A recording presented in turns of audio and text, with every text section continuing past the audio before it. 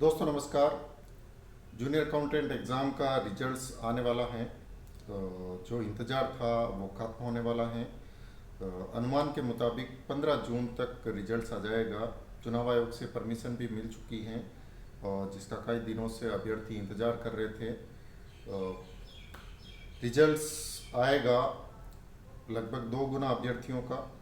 आपको पता ही है 5,388 पद हैं और लगभग 10,776 अभ्यर्थियों को इस एग्ज़ाम के लिए पास किया जाएगा। विज्ञप्ति के जो पद हैं हम चर्चा करेंगे।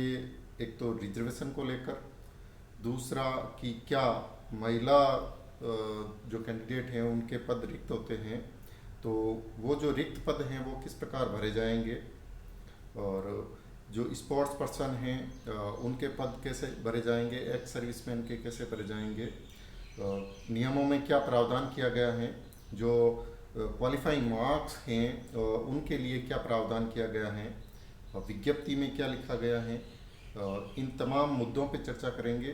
साथ ही ये भी चर्चा करेंगे कि क्या बोर्ड जो रिजल्ट्स जारी कर रहा है उसमें बोनस मार्क्स दिए जाएंगे या नहीं दिए जाएंगे, क्या निर्णय बोर्ड द्वारा लिया जाएगा। जो बोर्ड के चेयरमैन हैं उन्होंने पहले ही स्पष्ट कर दिया है कि एक तो प्रेफरेंस नहीं बदली जाएगी, यानी जो जूनियर अकाउंटेंट और जो तहसील रेवेन्यू अकाउंटेंट है यानी जेआरए और टीआरए की जो प्रेफरेंस बदलने की मांग कुछ हमारे साथी कर रहे थे, इस मांग को सिरे से खारिज कर दिया गया है बोर्ड के चेयरमैन द्वारा। तो अब शायद इस चीज़ की गुंजाइश ना के बराबर है। बोनस अंकों की बात उठी थी क्योंकि एक ट्वीट करके बोर्ड के चेयरमैन ने ये राय जाननी चाहिए थी कि क्या बोनस अंक दिए जाने चाहिए या ना दिए जाने चाहिए। उन्होंने ट्विटर पे इसको लेकर एक ट्वीट किया था। फिर उन्होंने कोई एक इंटरव्यू में भी ये चीज़ कही है कि जो भर्ती परीक्षाएं करवाई जाती है उसमें प्रश्न डिलीट जो किए जाते हैं उस डिलीट प्रश्न में बोर्ड की गलती है ना कि अभ्यर्थी की। तो किसी अभ्यर्थी को उस चीज़ का नुकसान नहीं होना चाहिए। और उन्होंने ये भी बताया कि कई सारे बोर्ड्स हैं जिसमें ये प्रक्रिया पहले से अपनाई जा रही है। तो ये भी एक इम्पोर्टेंट चीज़ है। देखो, डिसीजन तो बोर्ड को लेना है, जो भी डिसीजन बोर्ड लेगा वो सारे अभ्यर्थियों को स्वीकार्य होगा। हम जो चर्चा कर रहे हैं जूनियर अकाउंटेंट एग्ज़ाम में, एक तो आप किस कैटेगरी से बिलोंग करते हैं तो आपके लिए कितनी सीट्स अवेलेबल हैं वो, क्योंकि देखो 5,388 पद आप के अकेले के लिए नहीं हैं, ये वर्टिकल और हॉरिजॉन्टल रिजर्वेशन में बटे हुए हैं। तो आपको केवल उन सीटों पे फोकस रखना है जिन सीटों के लिए आप स्वयं एलिजिबल कैंडिडेट हैं।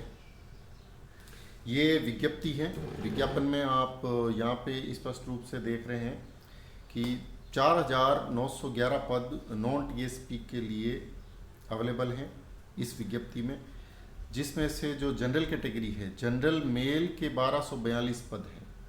जनरल मेल के कितने पद हैं? 1242 पद हैं जनरल मेल के। इसको जूम कर लेता हूँ मैं, आपको स्पष्ट रूप से दिखाई दे। ये अब शायद मेरे ख्याल से दिख रहा है। ये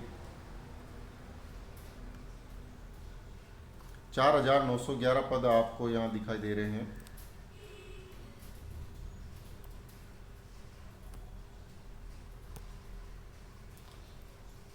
ये देखिए 4,911 पद हैं। इन 4,911 पद जो नॉन टीएसपी कैंडिडेट के लिए हैं उसमें से 1,242 पद वो हैं जनरल मेल के। यानी ये जो 1,242 पद हैं,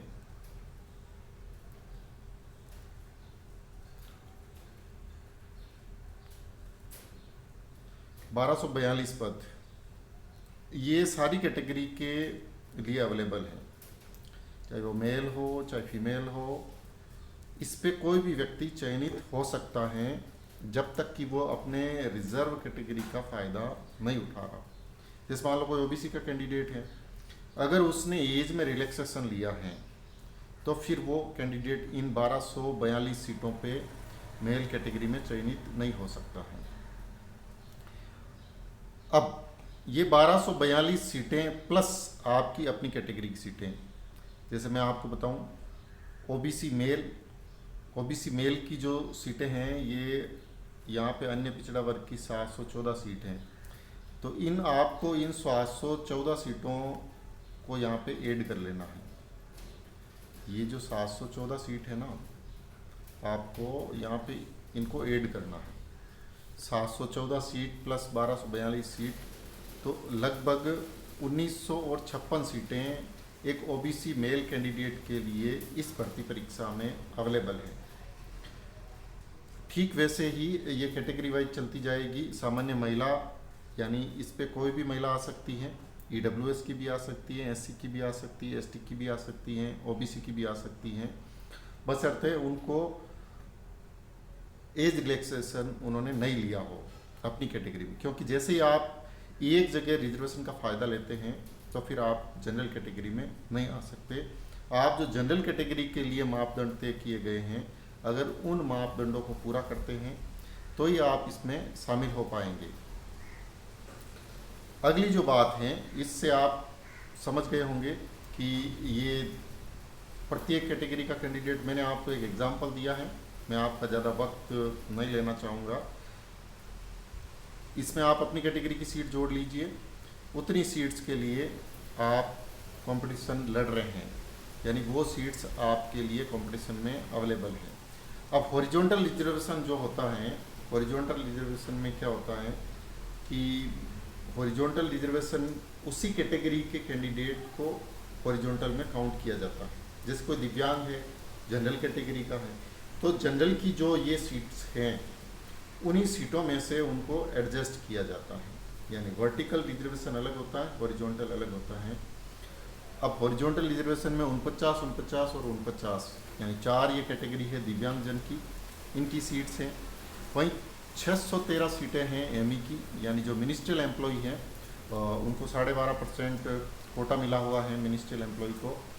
तो वो जो सीट्स हैं ये 12.5%, 613 सीटें मिनिस्ट्रियल एम्प्लॉय के लिए एक्सक्लूसिव है। यानी इस भर्ती परीक्षा में 613 लोग मिनिस्ट्रियल एम्प्लॉय चूज करने ही करने हैं बोर्ड को। दूसरा है भूतपूर्व सैनिक। अब वैसे भूतपूर्व सैनिक में जो हॉरिजॉन्टल रिजर्वेशन है उसमें कैटेगरी वाइज डिवाइड है। देखो, दिव्यांग में कैटेगरी दिव्यांग की है, ओबीसी, एससी, एसटी, जनरल, किसी का भी दिव्यांग हो, 49 सीटें 4 कैटेगरी में बटी हुई है, 49 करके। इस प्रकार 196 सीट है वो दिव्यांगजनों के लिए हैं। जो भूतपूर्व सैनिक है उनके लिए 608 सीटें हैं, वो UR, EWS, MBC, OBC, SC और एसटी में, यानी ये वर्टिकल रिजर्वेशन में बटी हुई है। हॉरिजॉन्टल तो है पर प्रत्येक कैटेगरी का जो है, मतलब आपको उस कैटेगरी का कैंडिडेट ढूंढना है। फिर 98 सीटें हैं वो स्पोर्ट्स पर्सन की हैं। ये हॉरिजॉन्टल रिजर्वेशन है। इसी प्रकार से ये टीएसपी का है, आप इसमें देख सकते हैं। और ये इसी प्रकार से तहसील रेवेन्यू अकाउंटेंट का है, क्योंकि थ्योरी सेम अप्लाई होती है। अब ये देखो, विज्ञप्ति में स्पष्ट रूप से लिखा हुआ है, कार्मिक कर 2 का जो ये सर्कुलर है 17/1/2013 का, कि किसी वर्ष विशेष में जो सीधी भर्ती होती है उसमें राजस्थान के जो एससी एसटी के पात्र उपयुक्त अभ्यर्थी उपलब्ध नहीं होने की दशा में उनके लिए इस प्रकार आरक्षित रिक्तियों को पश्चातवर्ती 3 भर्ती वर्ष के लिए अग्रणीत किया जाएगा। 3 भर्ती वर्षों की समाप्ति के पश्चात ऐसे अग्रणीत की गई रिक्तियाँ सामान्य प्रक्रिया के अनुसार भरी जाएगी। यानी जो एससी और एसटी इनकी सीट्स अगर खाली रहती हैं तो वो सीट्स बैकलॉग में रखी जाएगी। उस पर किसी भी जनरल कैंडिडेट का सिलेक्शन तब तक नहीं किया जाएगा जब तक कि 3 भर्ती वर्ष तक वो सीटें रिक्त ना रहे। 3 भर्ती वर्ष के बाद भी अगर रिक्त रहती हैं तो फिर वो सीटें जनरल कैटेगरी से भर दी जाएगी। एक चीज़ यहाँ पे ये स्पष्ट हो गई है, ये रोस्टर के जो रूल्स हैं उसके अकॉर्डिंग अब महिलाओं को जो हॉरिजॉन्टल रिजर्वेशन मिला हुआ है 30%, यानी ये जो टोटल सीट्स हैं इसमें 30% सीट्स वो महिलाओं को मिली हुई हैं हॉरिजॉन्टल। इसके अंदर ये भी उसी अनुपात में है। महिलाओं को जो रिजर्वेशन है वो कैटेगरी वाइज उसी अनुपात में समायोजित किया जाएगा, यानी आनुपातिक रूप से समायोजित किया जाएगा। इसमें एक स्पष्टीकरण दिया हुआ है कि किसी वर्ग यानी अनारक्षित पद यानी सामान्य वर्ग, अनुसूचित जाति, अनुसूचित जनजाति, अन्य पिछड़ा, अति पिछड़ा या आर्थिक रूप से कमजोर यानी ईडब्ल्यूएस की पात्र एवं उपयुक्त महिला आवेदक उपलब्ध नहीं होने पर उस पद को उसी वर्ग के पुरुष आवेदक से भरा जाएगा। विवाहित महिला आवेदक को अपने पिता के नाम, निवास स्थान एवं आय के आधार पर जारी अन्य पिछड़ा वर्ग, अति पिछड़ा वर्ग का नॉन क्रिमिनल का प्रमाण पत्र प्रस्तुत करना होगा। पति के नाम व आय के आधार पर जारी प्रमाण पत्र मान्य नहीं होंगे। यहाँ पे मेल कैंडिडेट के लिए कुछ होप है कि यदि ऐसा होता है कि महिला अभ्यर्थी अवेलेबल नहीं होती हैं तो फिर वहाँ पे जो पुरुष अभ्यर्थी हैं उनका चयन किया जाएगा। इसके लिए हम चर्चा करेंगे डिटेल में कि जो पिछली भर्ती हुई थी उसमें कितने पद ऐसे थे जो महिलाओं के रिक्त रहे और उस पर पुरुष अभ्यर्थियों का चयन हुआ। अब क्योंकि इसके पीछे रीजन ये है कि जो सेकंड पेपर सेकंड है वो क्वालिफाइंग मार्क्स लाने की दिक्कत हो रही है। महिला कैंडिडेट उस पेपर को क्वालिफाई कर पा रही हैं या नहीं कर पा रही हैं, वो इम्पोर्टेंट, क्योंकि पेपर फर्स्ट एवरेज है तो वहाँ पे सारे लोग क्वालिफाई कर रहे हैं, पर 5388 पदों की भर्ती है, इतनी बड़ी भर्ती है, यहाँ पे इतने सारे पद हैं, तो क्या एलिजिबल वुमेन कैंडिडेट मिल पाएगी या नहीं मिल पाएगी। ये जब 2 गुना का रिजल्ट आएगा तो लगभग ये बात हमें पता चल जाएगी कि क्या महिला कैंडिडेट मिनिमम क्वालिफाइंग मार्क्स को क्वालिफाई कर पाई हैं या नहीं कर पाई, क्योंकि जब 2 गुना अभ्यर्थियों की लिस्ट आएगी और अगर उसमें 2 गुना अभ्यर्थी नहीं मिल पाती हैं महिलाएं, तो आप निश्चित तौर पे मान के चलिए कि उसमें जो नंबर्स होंगे वुमेन कैंडिडेट के वो आ जाएंगे, कितनी कैंडिडेट सेलेक्ट हुई हैं 2 गुना के रिजल्ट्स में, वहाँ से हम अंदाज़ा लगा पाएंगे कि कितनी सीट से वो मेल कैंडिडेट को मिल पाएगी। अब इसमें महिलाओं हेतु आरक्षित दर्शाए गए पदों में नियमानुसार 8% पद विधवा, 2% परित्यक्ता महिलाओं के लिए आरक्षित हैं। यानी महिलाओं में जो 30% रिजर्वेशन है उसके अंदर भी ये 8% विडो के लिए और 2% जो डाइवोर्स कैटेगरी है उनके लिए रखे गए हैं। यदि पर्याप्त विधवा अभ्यर्थी उपलब्ध नहीं होती है तो विधवा के लिए आरक्षित पद को उसी श्रेणी की परित्यक्ता से भरा जाएगा, और इसी प्रकार यदि पर्याप्त परित्यक्ता अभ्यर्थी उपलब्ध नहीं होती है तो इनके लिए आरक्षित पद को उसी श्रेणी की विधवा से भरा जाएगा। यानी ये क्रॉस में है दोनों, एक दूसरी कैटेगरी। यदि विधवा परित्यक्ता दोनों ही पर्याप्त संख्या में उपलब्ध नहीं होती हैं तो इनके लिए आरक्षित पदों को उसी श्रेणी की सामान्य महिला से भरा जाएगा। यानी महिलाओं के जो पद हैं वो रिक्त नहीं होंगे।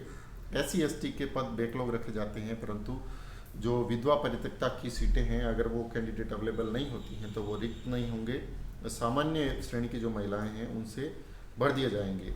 यहाँ पे विडो कैटेगरी की महिलाओं के लिए एक इन्फॉर्मेशन है इम्पोर्टेंट कि उनको जो सर्टिफिकेट हैं या तलाकशुदा महिलाओं की जो डिक्री है वो उनको प्रस्तुत करनी पड़ेगी।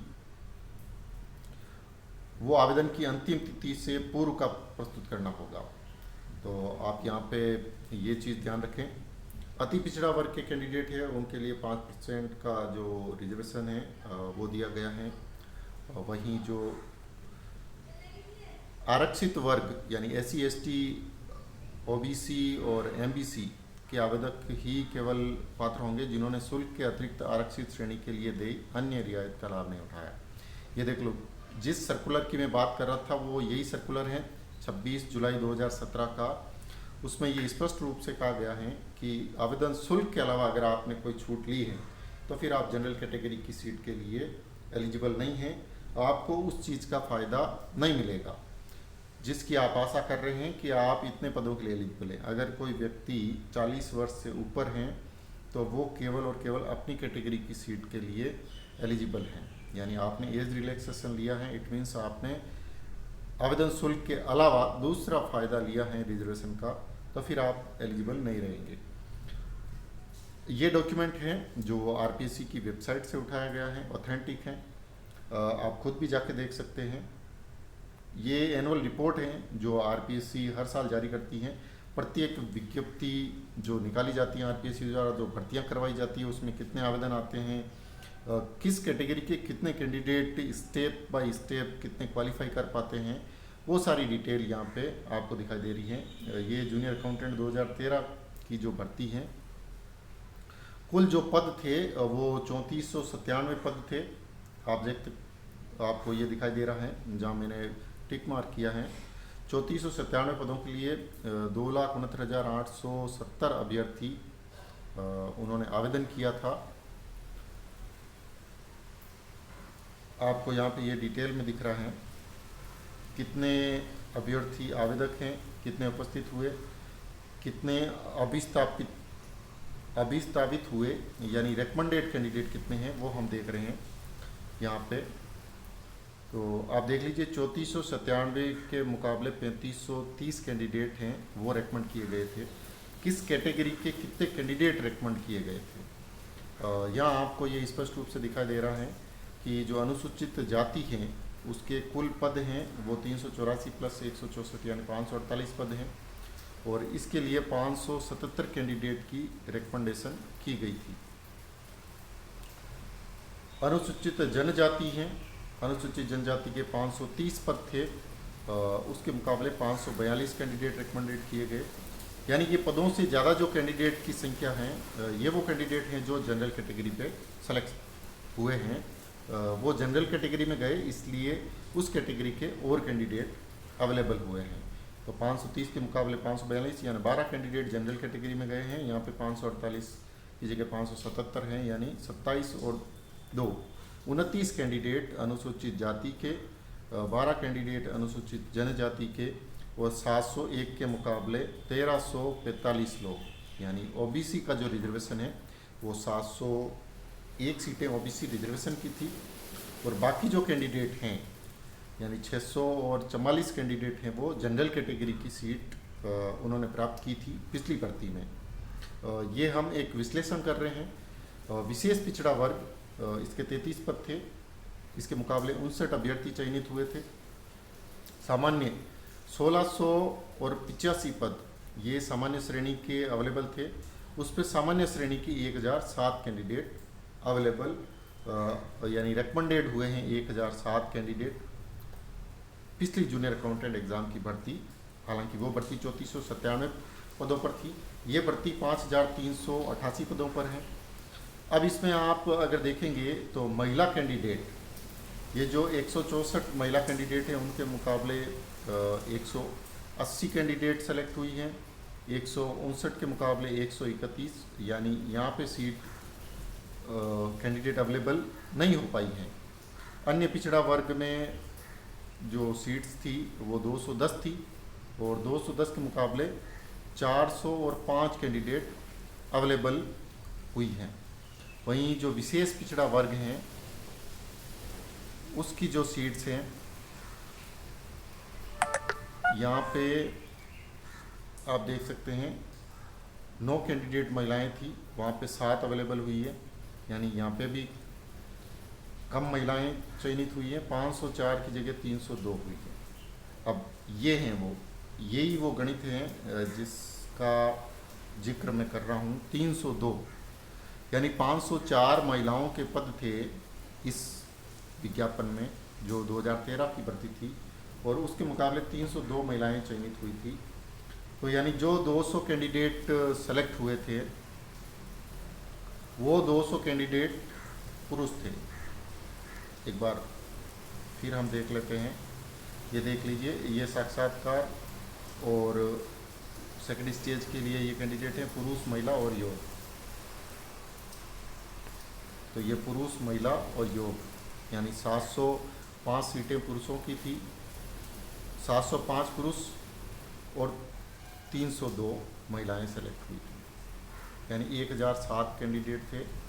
उसमें से आप देख लीजिए, और जो ओबीसी की महिलाएं थी उनके पद थे 210, उनकी जगह 405 महिलाएं। तो ये 302 में से ओबीसी की कैंडिडेट भी महिलाएं सेलेक्ट हुई हैं। ये जो पूरा गणित था जिससे हमने समझने का प्रयास किया कि महिलाओं के जो कुल रिक्त पद थे वो थे 1046 और 1025 महिलाएं रिकमेंड की गई। तो 1046 और 25 में जो अंतर है, यानी जो 21 पदों का अंतर है, वो 21 पद पुरुषों के लिए अवेलेबल हुए, क्योंकि वो पद रिक्त हुए महिलाओं के अवेलेबल नहीं होने के कारण, तो वहाँ पे 21 पुरुषों का चयन किया गया। इस प्रकार जो ये भर्ती है, इसमें भी अगर पद रिक्त होते हैं तो उन पदों पे भी चयन किया जाएगा। ये दिव्यांग और निःशक्तजनों के लिए 4% रिजर्वेशन का जो प्रावधान किया गया था 4/1/2021 भारत सरकार का जो नोटिफिकेशन था, उसके आधार पे इसमें दिव्यांगजनों के लिए इस स्पष्टीकरण है, वो मैं आपको बता देता हूँ कि जो दिव्यांगजन अधिकार संशोधित नियम 2021 हैं, दिनांक 14/10/21 को ये जारी हुआ था, नियम 6B। इसमें ये प्रावधान किया गया है कि यदि किसी पद के लिए प्रतियोगिता परीक्षा आहरित करने के लिए एक प्रश्न पत्र में न्यूनतम आहरक उत्तीर्ण अंक या कुल अंक जहाँ भी निहित किए गए हो, 5% का शीतलन दिव्यांगों को दिया जाएगा। यानी जो मिनिमम क्वालिफाइंग मार्क्स है उसमें 5% का रिलैक्सेशन दिव्यांगजन को दिया गया है। तो दिव्यांगजनों के लिए राहत की खबर है कि उनको 5% का रिलैक्सेशन मिला है मिनिमम क्वालिफाइंग मार्क्स में। उत्कृष्ट खिलाड़ियों को 2% का रिजर्वेशन मिला हुआ है। स्पोर्ट्स कोटे में जो वैकेंसी है वो बैकलॉग में नहीं रखी जाती है। अगर स्पोर्ट्स पर्सन अवेलेबल नहीं होते हैं तो उनकी जगह जनरल कैंडिडेट को ले लिया जाएगा। ये स्पष्ट लिखा है यहाँ। 50 वर्ष के लिए ये अग्रणीत नहीं किए जाते हैं ये पद जो स्पोर्ट्स कैटेगरी के हैं वो। ये एक्स सर्विसमैन के बारे में है। यदि किसी पद के लिए प्रतियोगिता परीक्षा आहरित करने के लिए एक प्रश्न पत्र में न्यूनतम आहरक उत्तीर्ण अंक या कुल अंक जहाँ कहीं भी निहित किए गए हो 5% या भूतपूर्व सैनिक की अनुपलब्धता की दशा में और 5% अथवा सुसंगत सेवा नियमों में यथाविहित हो, जो भी उच्चतम हो का शीतलीकरण भूतपूर्व सैनिकों को दिया जाएगा। यानी 5% और 5% यानी कुल 10% की छूट एक्स सर्विसमैन कैटेगरी में दी गई है। तो एक्स सर्विसमैन के लिए चांस है कि उनका सिलेक्शन आराम से हो सकता है इस भर्ती परीक्षा में। अब आइए हम एक फिगर देख लेते हैं कि ये जो भर्ती परीक्षा थी इसमें एक आरटीआई के माध्यम से सूचना मांगी गई थी कि कितने कैंडिडेट हैं जिन्होंने आवेदन किया था। तो ये संख्या दी गई थी। जनरल के 9,191 मेल और 4,255 फीमेल ने आवेदन किया था। ईडब्ल्यूएस के 18,428 और 5,190 लोगों ने आवेदन किया। तो वहीं जो एमबीसी हैं मोस्ट बैकवर्ड क्लास, उनके 7,447 और 1,155 अभ्यर्थी थे। सबसे ज़्यादा जो कैंडिडेट थे वो ओबीसी के थे। फिर जो पास किए गए कैंडिडेट थे वो 90,591 कैंडिडेट थे। वहाँ पे आप देख सकते हैं कि 4,926 कैंडिडेट जनरल कैटेगरी के, ईडब्ल्यूएस के 12,703 और एमबीसी के 5,494, ओबीसी के 44,000, एसटी के 13,000, एससी के 13,000 सॉरी, एसटी के 9,173 और शहरिया के 146 पद। इसमें से लगभग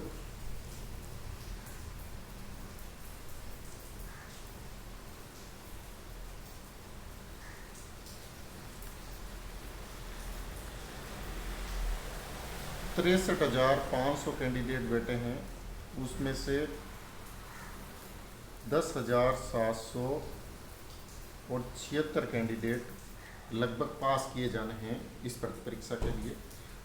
उम्मीद करते हैं कि आप सबका चयन हो, पर सब जानते हैं कि ये पॉसिबल नहीं है। 63,500 लोगों में से 10,776 लोग 2 गुना की लिस्ट में पास होने हैं। 15 जून आने वाली हैं, 13 दिन और बचे हैं। तब तक के लिए हमारे पास एक ही चीज़ है, वो है इंतज़ार। तो इंतज़ार करते रहिए और बने रहिए मेरे साथ। जैसे ही कोई नया अपडेट होगा मैं आपको देता रहूँगा। हाँ, बोनस अंक की जो प्रावधान की बात है, शायद जहाँ तक मेरा पर्सनल व्यू है, हो सकता है कि बोर्ड क्या डिसीजन ले। मेरे ख्याल से इस भर्ती परीक्षा में बोनस अंक की प्रक्रिया को हो सकता है कि बोर्ड ना अपनाए, क्योंकि ये ऑनगोइंग भर्ती परीक्षा है। जो नई भर्ती परीक्षा आएगी उसमें पहले से नोटिफिकेशन में अगर प्रावधान होगा तो इस प्रकार का कोई विरोध दर्ज नहीं किया जाएगा, क्योंकि कई सारे लोगों ने इसके ऊपर विरोध भी किया था कि ये जो बोनस अंक हैं इससे जो कैंडिडेट ज़्यादा क्वेश्चंस अटेम्प्ट करते हैं उनको नुकसान होता है, जाहिर सी बात है। तो उनको पीड़ा है और उनकी पीड़ा जायज़ भी है। उम्मीद करते हैं 15 तारीख को जब रिजल्ट्स आएगा तो आपके चेहरे पे खुशी होगी। आज के लिए इतना ही। Thank you again and again so much. अगर आपको वीडियो पसंद आया है तो मेरे चैनल को सब्सक्राइब करें, वीडियो को शेयर और लाइक करना ना भूलें। मेरे से जुड़ने के लिए आप सबका बहुत बहुत धन्यवाद। Thank you.